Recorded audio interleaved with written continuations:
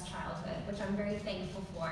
I grew up on the outskirts of Norman, Oklahoma, with a neighborhood that was like a family. We knew everybody. We spent all our time outside.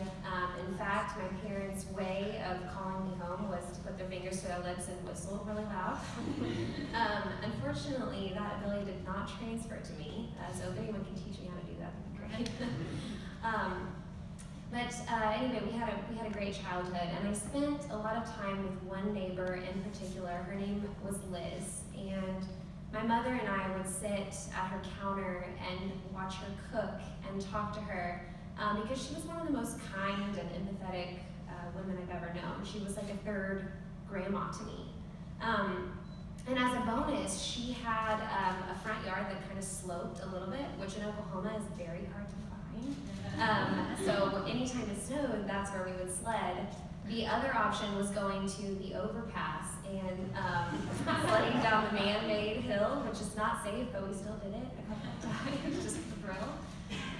So needless to say, I value relationships with neighbors, and I couldn't wait to create relationships like that in my adult life. And like I said in my introduction, I've moved a lot. So I've spent a year here, a year there, and I haven't really been able to settle down and make neighbors. But when I finally moved to Little Rock, I had that opportunity. And if there's any of you out there, I'm sure there are, that are transplants, you always get the question, what brought you to Little Rock? And I have dreaded this question because usually the person that's asking you that doesn't know you very well. And to answer that question honestly gives you a pretty big glimpse into my personal life. But I have finally nailed it. I say I moved here for a boy and an amazing job, and I still have an amazing job. But I ended up actually trading in my engagement ring for a down payment on my very first home, which I spent the last year making my own, and I love it so much. And with it has come neighbors. My first day the day before I closed on my house, my mom had come to town from Oklahoma, and I was so proud to show her my new home. I had already driven by it like 500 times, creepily, but so we drove by, we're peering in the windows, and I hear someone call out to me. I look over, there's this woman, she's in her 60s, in her pajamas at 2 p.m. I'm like, wow, that's kind of odd, but I'm gonna choose to ignore that red flag for now. And she comes over, she's super kind, and she's like, well, do you guys, do you want to go inside? And I'm like, how are we gonna get inside my new home? She's like, well, I have a key. So she goes and gets her key. She takes us to the house, and then, my mom and I are like, wow, this is so awesome. And she's able to tell me the history of my home because she has lived at this house for 60 years. And so later I find out from my realtor that is a huge no-no, that she should have never let me in my house, but everything turned out okay. I closed the next day, and I drive up to my new house. I've got my keys now, and there's a huge bow on my lamppost and a sign that says, welcome home, Amy. And I thought that was my realtor, but indeed it was my new neighbor.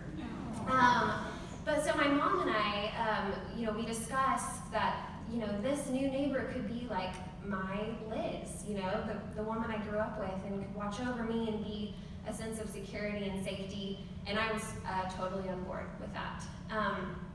And as my friendship grew with my new neighbor, she became a little aggressive with me. She really wanted to be my friend, she wanted to be my mentor, and I'm just a very busy, independent person. My job takes me on travels all the time, and I'm just always running from here and there, and I love that. I love that lifestyle.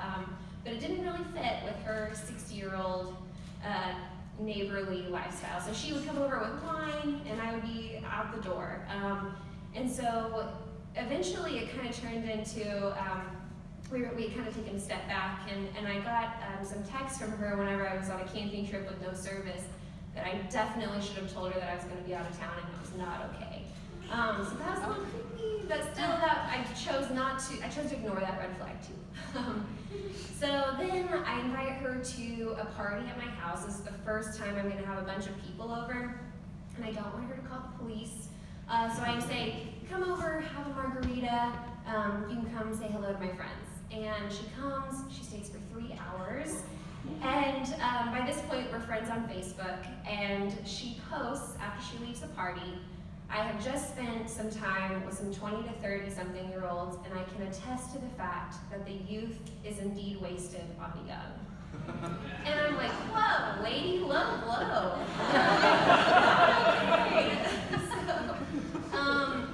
So at this point, like, our friendship has pretty much dissolved. I'm ignoring her for the most part. You know those, like, the wave you give when you, like, really don't want to look at someone, you're like, oh, good to see you. You know, you don't look, put your hands up, so you're at least acknowledging. That's where we were. About a couple months ago, I hired a lawn guy to remove my leaves. Least favorite part of owning a home, by the way. Does anyone agree? Like, there are a lot of trees here compared to Oklahoma. But there was an unfortunate incident with my lawn guy, which I could probably talk about for another 8 minutes. But it ended with, I guess the unfortunate event was that she slipped into him, and he said that she hit him. I don't know what happened, I wasn't there. But it ended with her texting me and telling me that I'm a bad neighbor. And I don't know if any of you guys have taken the Myers-Briggs personality test and are an ESFJ like me, but this hit me hard. I mean, I live my life like wanting to make other people happy, and that's how I'm happy. And so this has been something that I've really been grappling with. I don't want to be a bad neighbor. I want to make other people happy, but I also have to watch out for me too. And you know, actually through this storytelling process, I've come to realize that I am a damn good neighbor. I'm a neighbor to my friends here at the Yarn and in this room. I'm a neighbor to my friends from Norman and Wichita and Atlanta. And I can be perfectly happy being that kind of neighbor. Thank you.